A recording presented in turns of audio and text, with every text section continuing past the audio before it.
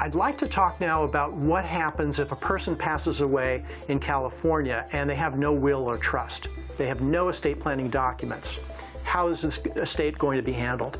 Well, typically then we're talking about a process that involves the local probate court, which is something that's not desired, but there is a system set up to handle that, because it does happen, unfortunately, more often than we think. Recent reports are saying that less than half of the population has a will or a trust.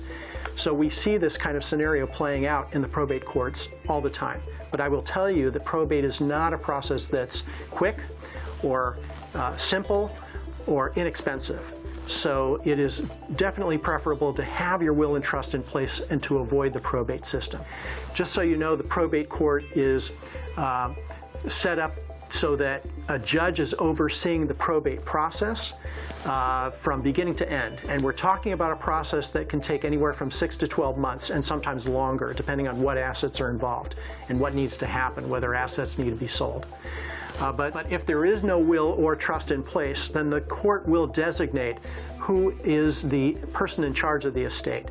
It can be a close family member, typically, or it can be somebody who's a friend who's known this person for quite a long time.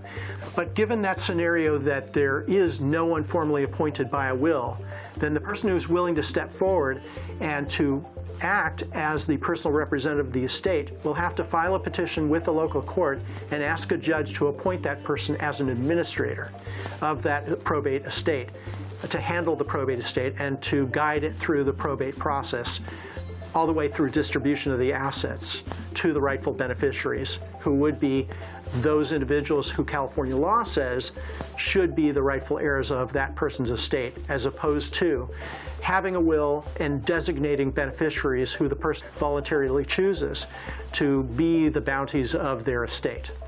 So keep in mind that the benefits of having a will or a trust in place is that you get to name who your beneficiaries are, as opposed to having no will, no trust, and having an intestate estate where the estate has to be guided through the probate process, and state law will indicate who are the rightful heirs of the estate based upon closeness of relationship. So for that reason alone, it's beneficial to set up a will and a trust during a lifetime.